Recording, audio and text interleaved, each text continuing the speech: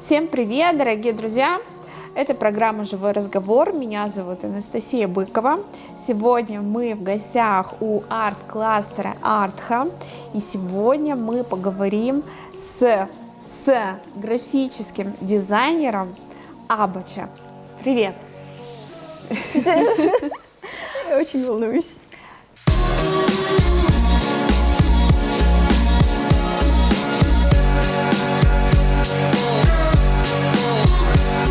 Любовь Кужегет, графический арт-художник, имеет псевдоним Абыча, преподает курсы рисования на графическом планшете. Опыт более 5 лет. Абыча – современный арт-художник с перспективным видением рисования артов. Заинтересовалась этим видом искусства еще в детстве. С диджитал-рисованием познакомилась 5 лет назад, увидев мультфильм «My Little Pony». Начинала рисовать мышкой в Пейнте. Свой первый графический планшет для рисования Абыча купила на деньги от фанатов ее творчества. Они оценили качество и талант, прислали донаты для приобретения оборудования по диджитал-рисованию. Рисовать на планшете Абыча училась самостоятельно. Любит рисовать арты героев своих мультфильмов и аниме. Активный арт-блогер в диджитал-комьюнити, имеет свое видение и почерк в рисовании артов. Продвигает свои наклейки в тувинской национальной тематике и картины мультипликационной стилизации. Скажи, пожалуйста, у тебя очень необычный псевдоним. Расскажи, пожалуйста, про него. Почему он у тебя, что он означает, как возникло вот это вот имя твое? Мой псевдоним правильно произносить Абача. Я везде, буквально везде пишу, типа, что вот ударение на первое А, пожалуйста, первое А Абача. Но так уж пошло, что все называют меня Абоча. То есть ударение на О, да? Абоча. Да, они говорят Абоча. Ну, я немножко привыкла уже, но правильнее произносить все-таки Абача. Оно происходит из тувинского языка. В тувинском языке есть такое выражение «абогда», и «абача» — это производное из «абогда». Оно как-то изначально появилось просто среди моих родственников. Мама меня так называла, папа меня постоянно Абочакой называет. И моя семья меня так называет. И я, наверное, немножко хотела, чтобы моя семья, она ограничивалась не только моими кровными родственниками, но и все люди, которые знакомы со мной близко, которые знакомы с моим творчеством, в какой-то мере стали моей семьей. И вот так вот я позволяю обращаться к себе именем, которым ко мне обращаются у меня дома. Расскажи про свое творчество, чем ты занимаешься и как ты решила, что у тебя лежит душа именно к этому.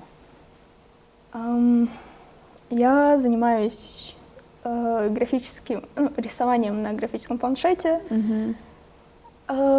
цифровая иллюстрация. То есть, я немножко не дизайнер, я скорее иллюстратор. То есть, по сути, ты рисуешь мультики, да? Стилизацию. Я пришла к этому очень давно, больше 5 лет назад. Тогда я еще учился в школе, и, я не то чтобы очень общительный человек со своими ровесниками. Так уж пошло, что я все-таки в интернетах сидела чаще, чем с людьми реальными общалась, и я нашла группу по интересам. Это была группа типа там My Little Pony, фанаты. Я не знаю, мне просто стало интересно. Я зашла туда, начала изучать группу, и я нашла альбом с фанатскими работами. Я такая: вау, это, то есть, не создатели мультфильма, это обычные люди, такие же, как я, рисуют. Ого. Нашла в этом альбоме какой-то очень яркий стиль, который запоминался, и прям было видно, что это один и тот же художник рисовал. хоть и персонажи разные. Я начала смотреть описание и таким образом нашла художника, который это все нарисовал. Я начала общаться с этим художником, написала ему, типа, вот, здравствуйте, у вас такие классные работы, это очень круто. В то время еще был популярен Ивангай. Я помню, как я написала этому художнику, типа, что вау, ты так классно рисуешь, надеюсь, однажды ты станешь популярнее Ивангая. Этому художнику это очень сильно понравилось, мы как-то сдружились, и она начала призывать меня в свой культ рисования. Такая, вот, эта программа, там вот так вот рисуется. В тот момент не существовало графических планшетов, ну, в Казаиле. Наверное, существовало, но их было сложно достать, и мы даже не знали об их существовании, типа, что это?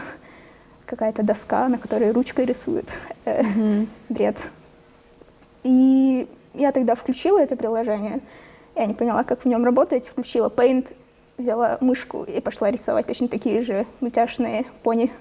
И мне это очень сильно понравилось, типа, вау.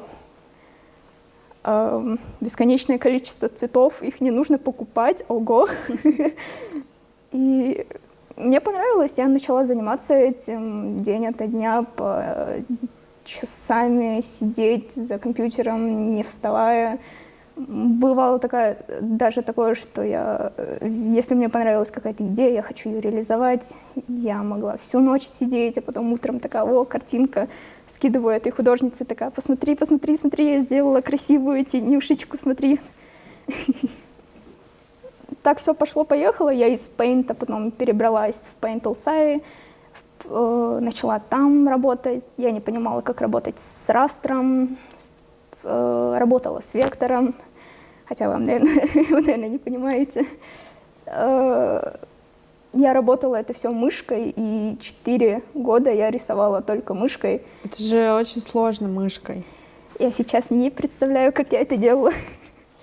Особенно вот то, как ты начинала в пейнте мышкой, это вообще, мне кажется, самоубийство. Потому что я представляю, как это примерно. Это было дикое желание. Типа, сделать это, сделать... Ну, я же понимаю, что вот этот человек смог такое нарисовать, а чем я хуже? У меня нету оборудования, вообще нету возможности так делать. Но я просто схватилась за эту идею, что я создам такую же и даже лучше. Вгрызлась в эту идею с зубами и такая, вот. И среди этих работ, например, вот эта работа, которая крайняя правая, розовая, где человек с сигаретой стоит, вот это полностью мышкой нарисовано. Обалдеть. Ну, конечно, это сложно представить, что это было нарисовано мышкой. Очень круто. И как дальше складывалась твоя жизнь? Сколько тебе на тот момент было лет, когда ты начинала? Я предпочитаю не обходить тему возраста. Окей. Слушай, это интересно, а почему ты не говоришь об этом? Что в возрасте такого? Ну, сменим тему. Спустя 4 года, как я рисовала мышкой, как я рисовала мышкой, я приобрела маленькую аудиторию, там 200 с чем-то человек, даже не 200, 100 с чем-то человек, округлить 200, наблюдали за мной и такие, вау, ты рисуешь это. А ты смотрела Леди Баг? А ты знаешь вот этих персонажей? Я такая, что? Леди Баг, это же мультик для детей. Я такая начала просто из спортивного интереса начала смотреть, познакомилась с людьми, которые смотрели это все. Я начала с ними общаться, я начала рисовать персонажей оттуда, и мне начали говорить, типа, вау, у тебя отлично получается. И там был пейринг, типа, очень малоизвестный. Я начала рисовать по нему шиперские арты, и люди такие, о, господи, чувак, твой талант, он не должен исчезать, типа, просто так. Типа, как ты вообще можешь мышкой это рисовать? На, деньги. Купи себе графический планшет, пожалуйста. И я такая, о боже, это было 1000 рублей. Мне задонатили 1000 рублей, я такой, ого, мне потом еще на Новый год дали 600 рублей, я это перекинула на карту и на Алиэкспрессе купила себе графический планшет за 1500 рублей. Я им до сих пор пользуюсь. Я вот благодаря Леди Баг и Суперкоту, вот этому фандому людей, купила себе графический планшет и начала рисовать уже на нем. И вот на нем мой скилл, наверное, 4 года, он типа рос вот так, медленно-медленно, а потом у меня появился графический планшет, и он просто... И, ну вот, я купила себе графический планшет, и, блин, типа, просто думаю, если бы у меня все это время была возможность хотя бы просто пощупать этот графический планшет и понять, что он мне нужен, я до этого не придавала этому никакого значения, потому что, ну, я же нормально рисую мышкой. Ну, и зачем мне этот планшет? Да, оказывается, просто приобретая какой-то инструмент, ты можешь вообще сделать огромный скачок, да, в развитии. Да, типа, это, наверное, как бегать марафоны в тапочках, Да, а потом тебе кто-то покупает кеды, и ты такой, ого, то есть все это время не нужно было мучиться с мышкой. Не натирать мозоли. Да. Вот эта мышка, которая, знаете, еще так клацает постоянно. Моя мама бесилась, она просила меня прекратить это делать, когда вот эта мышка, она клацает. А это была еще дешевая мышка. Я ее постоянно клацала, типа, один мазок — это один клац. И вот ты клацаешь, и мама такая посреди ночи, в 3 часа ночи, такая, господи, прекрати это, я не могу уснуть, у меня сейчас нервный тик начнется. И вот, я приобрела графический планшет, я поняла, вау, то есть все это время не нужно было мучиться. И, типа, и сейчас, ну, я горю идеей, типа, что у меня сейчас есть возможность предоставить людям графические планшеты, чтобы они тоже попробовали себя в этом и поняли, типа, что это оказывается куда ближе, то есть цифровая иллюстрация куда ближе и доступнее сейчас, чем 5 лет назад. Скажи, пожалуйста, вот мы с тобой до интервью еще общались, и ты упомянула о том, что работала преподавателем. Что это был за период, что ты преподавала? Я работала на коде. Это школа программирования. И я работала, собственно, учителем программирования. Преподавали мы в основном Python и блочное программирование детям в среднем дошкольного возраста. Здесь, в Кызыле, да? Да, в Кызыле. Но бывали и исключения. А вот, слушай, интересно, дети дошкольного возраста, они как, нормально вообще адаптивны вот к такому обучению, программированию? Вот расскажи мне, интересно просто, как дети вот на это реагируют. Ну, сами коды, они, конечно же, скучные. То есть, если им дать просто обычный, просто стандартный Python, они такие, типа, что, печатать какие-то коды, это же неинтересно. Поэтому, ну, существует блочное программирование, когда не нужно все коды писать от руки, то есть уже готовые шаблоны, ты их используешь их, чтобы достигать каких-то целей, которые мы им придумывали. То бишь, в основном мы использовали платформу сейчас от Microsoft, Minecraft. На Майнкрафте программировали, то бишь были маленькие агенты, была поставлена цель, там, не знаю, заставь этого агента пройти через, там, не знаю, через эту лужу, создать мост, чтобы все смогли пройти. И они такие, цель. В итоге они использовали вот эти все шаблоны и достигали этих целей. Круто. Получается, что, в принципе, дети способны на это, ну, по какому-то шаблону, да, способны двигаться. А есть вот такие уникумы, которые вообще, ну, вот сами там могут прям... Да, ну, то есть эти все шаблоны, они создаются просто, чтобы создать первоначальный интерес детей к этой программе. А, потом они сами все Потом равно, они да? сами в него внедряются, такие, ага, тут можно сделать и вот так, и даже так. Сами проникают в это все и начинают это изучать уже без целей, то есть таких поддакиваний со стороны учителя, типа, что вот, а давайте это создадим. Они сами такие, а что можно еще создать? И начинают изучать программы. Блин, круто. И это же все дети до 7 лет, получается. Да. Это очень круто. Окей, хорошо. Ну, мне кажется, когда мы начали говорить про программирование, это ушло немножко в другие Да, темы. ну просто это очень интересно, и ты можешь об этом рассказать, потому что ты работала вот, с этими детьми. Насколько вообще мозг адаптивен, мозг человека адаптивен вот, к таким штукам?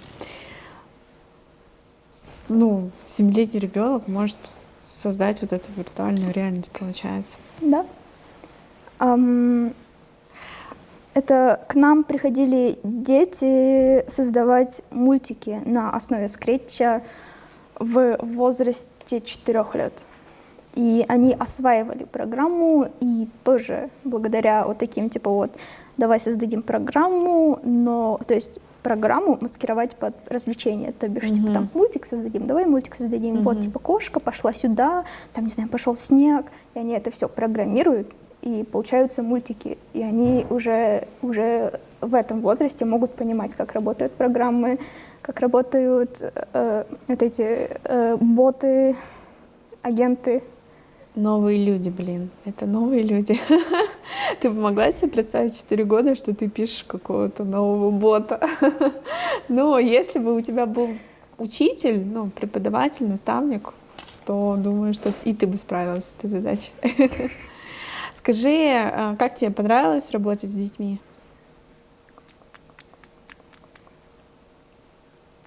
До 12 лет нет. Почему? Они Что? шумные. Слишком шумные, да? То есть у них, ну да, дети — это дети, все дела, но, наверное, это просто мои личные, типа, какие-то заслуги, типа, уф, дети какие шумные, можно я посижу в офисе тихо, мирно, просто раздам всем задания и буду, типа, там, вот это плохо, это переделай, а не давайте вы не будете ломать кресло, вот это все. Окей, хорошо. И сейчас ты тоже запускаешь какой-то курс свой. Расскажи про него поподробнее, что это. Он будет проводиться в начале мая в ШКИ, Школа креативных индустрий, в Дворце молодежи. Будет он проходить 2 недели и ориентирован на... В принципе, там нету возрастных ограничений. Правда, думаю, все-таки 12+ поставить, чтобы стулья не ломали. Такой триггер остался. Вот. Типа, не обязательно уметь рисовать, то есть прям владеть знаниями художественными, чтобы овладеть графическим планшетом, потому что, ну, он дает возможности обучиться всем базовым навыкам, обходя вот эти все очень долгие, муторные, рисовать вазу, например, чтобы понимать объем. Но объем можно же ведь понять и другим образом, более интересным, ну, я так считаю. И курс будет состоять из 6 занятий по 2-3 часа. Вот. Как тебе пришла идея вообще создать такое обучение? Почему тебе захотелось это сделать? Наверное, мне стало просто обидно, типа, что... За что?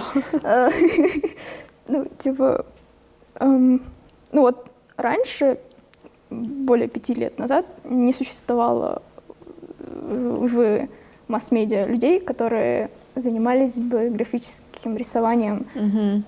И такие, типа, ну, это доступно, и никто мне не объяснял, что как делать. И мне стало обидно за себя в прошлом, типа, что вот, у меня были крупицы информации, которые я добывала из интернетов, Я ведь мог пройти весь этот путь своего обучения, который я проходила несколько лет за куда меньший срок. Если бы у меня был наставник, и кто мог бы помочь мне отыскать всю эту информацию.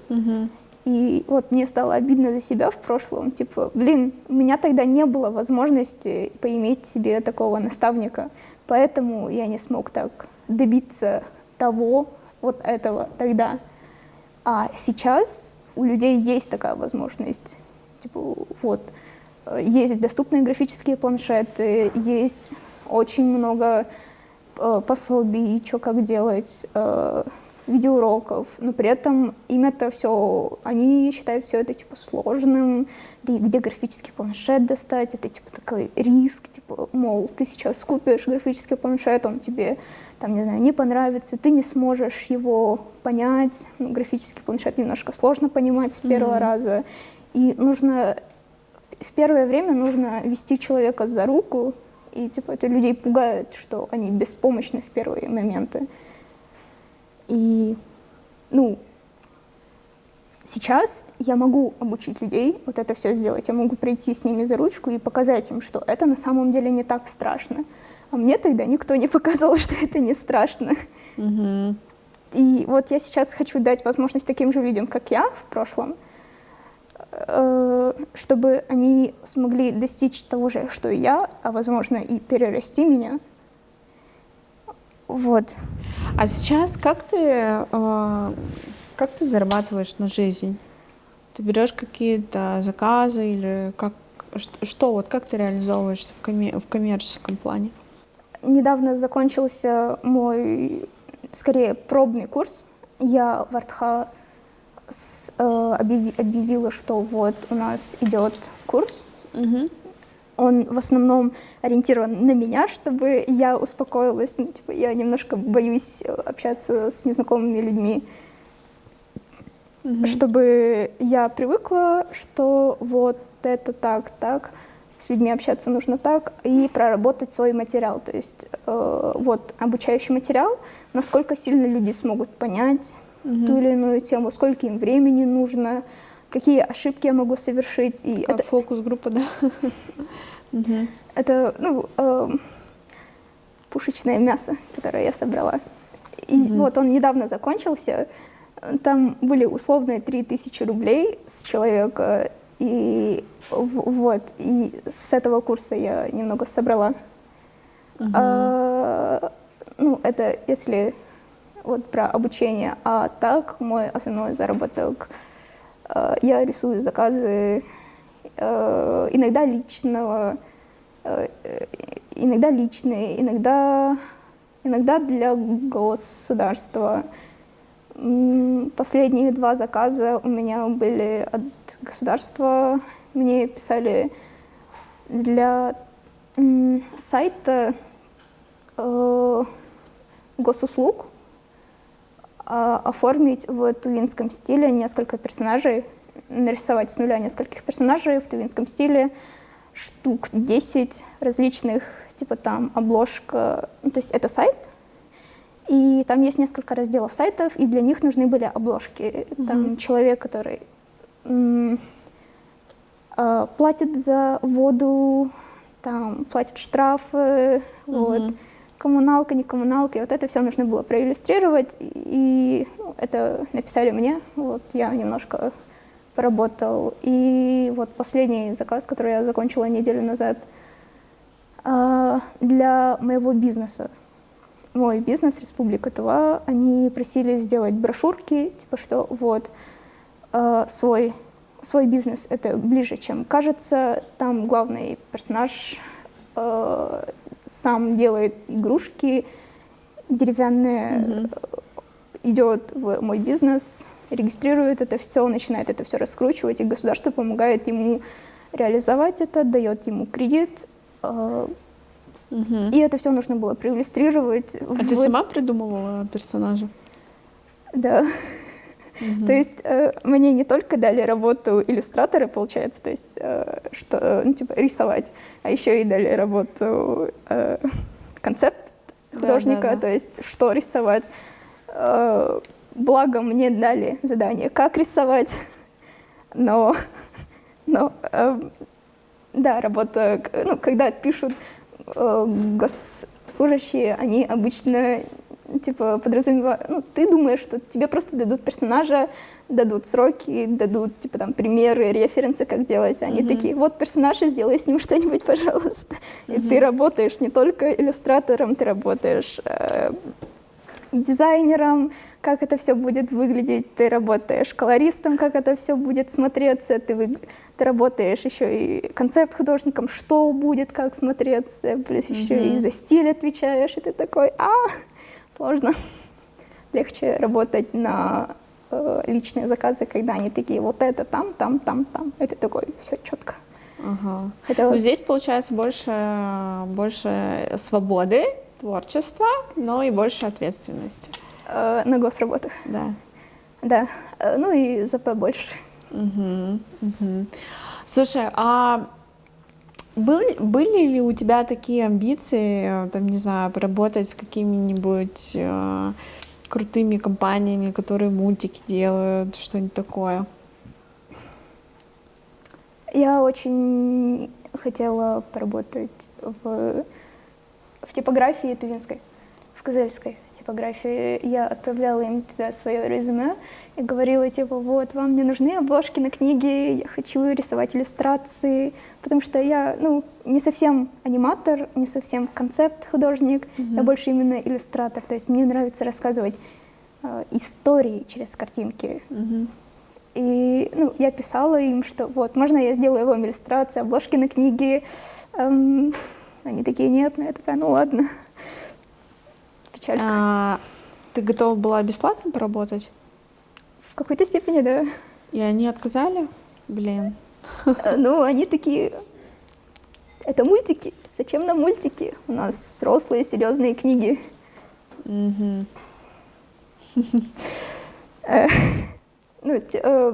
наверное, это уже не в первый раз, когда я сталкиваюсь с предвзятым отношением к своим работам. То есть, ну, они выглядят очень по-мультяшному, что ли, сказочно.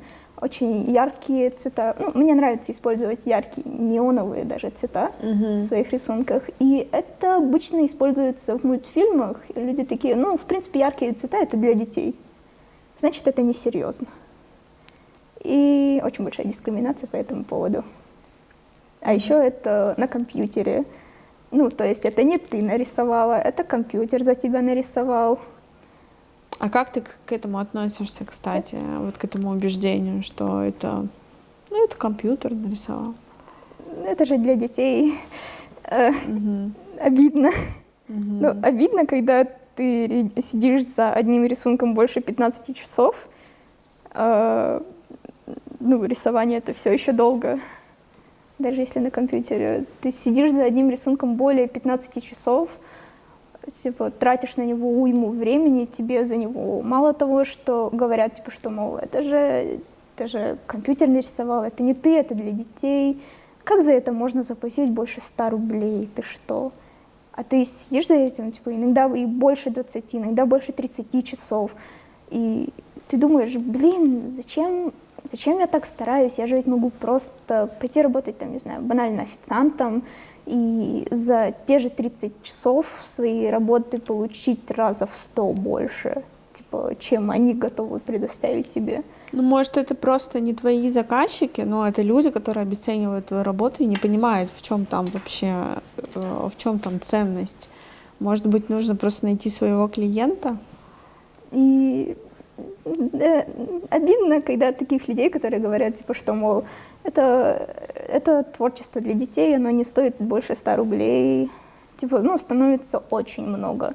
И в основном такое мнение бушует среди населения, потому что они не понимают, что это, как это, откуда это происходит, как сложно это создается. И, наверное, я еще хочу обучить людей это делать, чтобы они еще и поняли, что это не компьютер рисует, это все люди создают, и что это тоже сложно.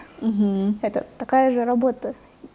Возможно, не такая тяжелая, как работать на шахте, но все же работа, в которую ты вкладываешь не только свой физический труд, но и частичку себя, и когда это что-то так оскорбляют, ты тоже немножко вольно, это тебя тоже задевает. Ну да, конечно. Это же, по сути, как бы твой продукт, твое творчество. Мои дети. Да, твои детище. Ну, не знаю, мне кажется, что тебе просто нужно искать людей, которые действительно ценят это. Ну, то есть они видят в этом ценность, а не то. А не то. А не те, кто тебе говорил, что это все ерунда.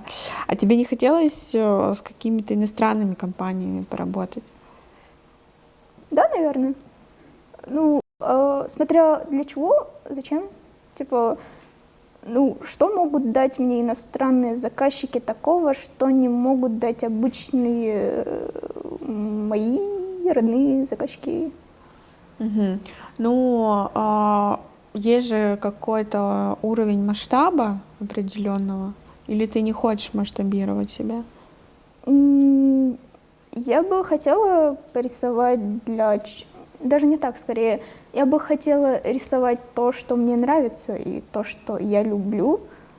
А если это то, что я люблю, то уже не так уж и важно, оно иностранное или отечественное. Угу. Ну, какой будет твой, так скажем, наилучший следующий шаг для масштаба? Ну, обучение вести, это понятно, но вот тебя как именно профи развития, вот чего бы ты хотела? Что-то из разряда мечты, наверное, сейчас. Давай мечты, хорошо.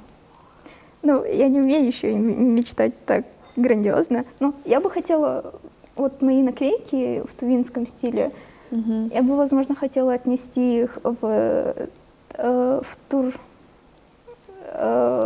где-нибудь, где продаются туристические сувениры, заключить с ними там договор, типа, что я буду поставлять им, а они будут это продавать. И люди будут, которые приезжают к нам как туристы, покупать мои наклейки, отвозить их к себе домой и рассказывать, типа, вот, смотрите, это такие милые наклейки рисуют в Туве, смотри, типа, что-то такое. Ну, у меня такие приземленные мечты. Окей, хорошо, супер крутые мечты. А ты уже что-то, пыталась сделать для того, чтобы вот этот договор заключить? Или еще пока нет? Там незнакомые люди, они страшные немножко общаться с незнакомцами. Тебе нужен посредник какой-то, представитель тебя. Наверное, да. Понятно. Вот такой у меня еще был вопрос по поводу искусственного интеллекта. Помнишь, был бум, вообще все там просто кому не лень пытались загрузить свои фотки в определенное приложение, и оно выдавало им очень красивые картинку. анимешные рисунки. Ну, в основном анимешные есть. Сейчас есть и такие искусственные интеллекты, которые не только аниме направлены. И типа, можно ли искусственный интеллект сможет ли вытеснить ну вот тебя, творчество? по сути, да, ты же вот рисуешь, и искусственный интеллект тоже может взять и нарисовать вообще там за 2 минуты, а ты 15 часов в это вкладываешь. Ну вот реально, да, может или нет заменить?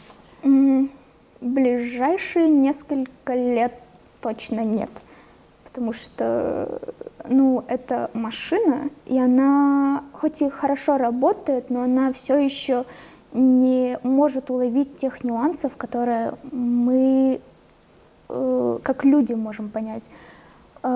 Искусственный интеллект, он хорош в плане создания идей, то есть новых идей, которые люди, например, сами не могут догадаться по тем или иным причинам, но использовать искусственный интеллект как базу, чтобы от нее отталкиваться. То есть создай мне иллюстрацию там сказочную, которая еще и космическая, от белых цветов, и там все.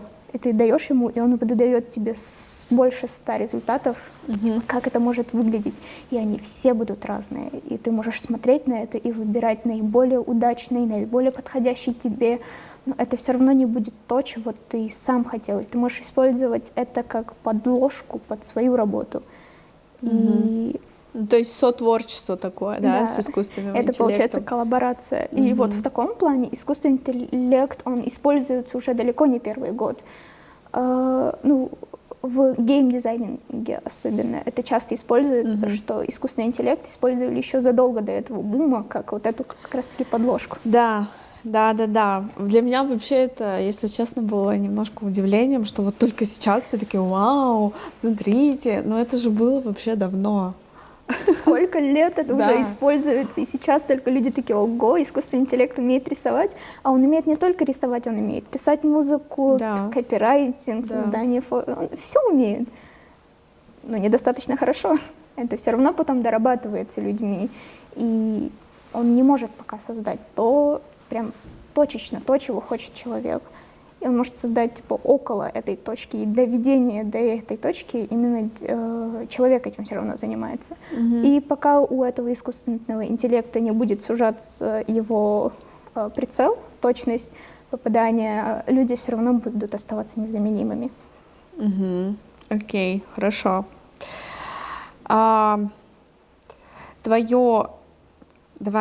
Не твой псевдоним, а твое имя настоящее звучит как Любовь. Я знаю, что ты не очень любишь, да, когда его произносят. Но, тем не менее, у меня есть вопрос, связанный с любовью. Скажи, как ты думаешь, что такое любовь? Сложно. Сейчас. В плане...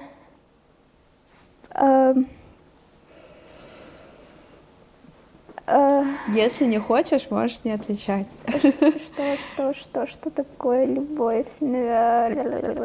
Как говорил Эрен Йегер, свобода. Любовь — это есть свобода делать то, что ты хочешь. То есть, типа, тебе что-то нравится, если ты это любишь, ты будешь это делать. И ты будешь делать это несмотря ни на что. Даже если у тебя нет графического планшета и у тебя есть мышка, ты будешь рваться к этой свободе, делать то, что тебе нравится, добиваться этого. И если... Ну, вот. Как скобка. Простите. Ну, по сути, любовь — это свобода. Делать то, что ты хочешь. Да. Супер! Спасибо большое. Садитесь, да? Типа, ну, это же 15 часов. Нет, я могу за пару минут нарисовать. Но он будет не детализированный. Обожаю 3/4. Нормально? Или вот так надо? 3/4.